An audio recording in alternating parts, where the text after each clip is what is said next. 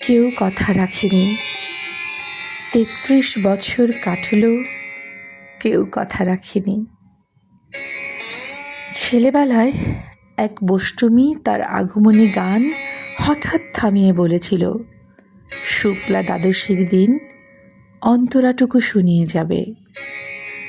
তারপর কত চন্দ্রভোগ অমাবস্যা চলে গেল, সেই বষ্টমী আর এলো না। ২৫ বছর প্রতীক্ষায় আছি। মামা বাড়ির মাঝি নাদের আলী বলেছিল, বড় হও দাদা ঠাকুর, তোমাকে আমি ৩ প্রহরীর বিল দেখাতে নিয়ে যাব। সেখানে পদ্মফুলের মাথায় সাপ আর ভ্রমর খেলা করে। নাদের আলী, আমি আর কত বড় হব?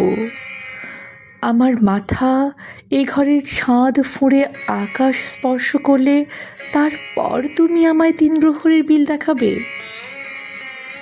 একটাও রয়্যাল গুলি কিনতে পারিনি কখনো। লাঠি লজেন্স দেখিয়ে দেখিয়ে চুষেছে লস্কর বাড়ির ছেলেরা। ভিখারির মতো চৌধুরীদের গেটে দাঁড়িয়ে দেখেছি ভিতরে রাস উৎসব। অবিরল রঙের ধারার মধ্যে সুবর্ণ কঙ্কন পরা ফর্সা রমণীরা কত রকম আমোদে হেসেছে। আমার দিকে ওরা ফিরেও চায়নি। বাবা আমার কাঁধ ছুঁয়ে বলেছিলেন, দেখিস একদিন আমরাও।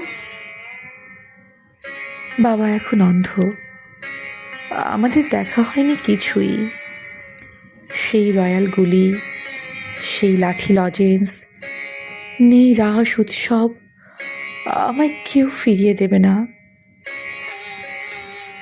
বুকের মধ্যে সুগন্ধি রুমাল রেখে বরুণা বলেছিল, যেদিন আমায় সত্যিকারের ভালোবাসবে সেদিন আমার বুকেও ওরকম আতরের গন্ধ হবে।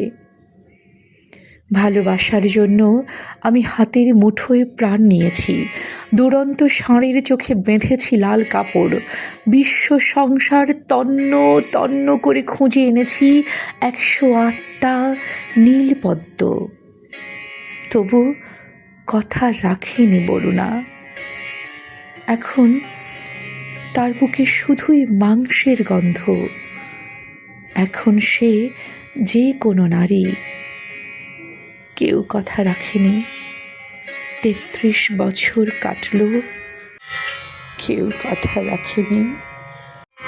কেউ কথা রাখে না।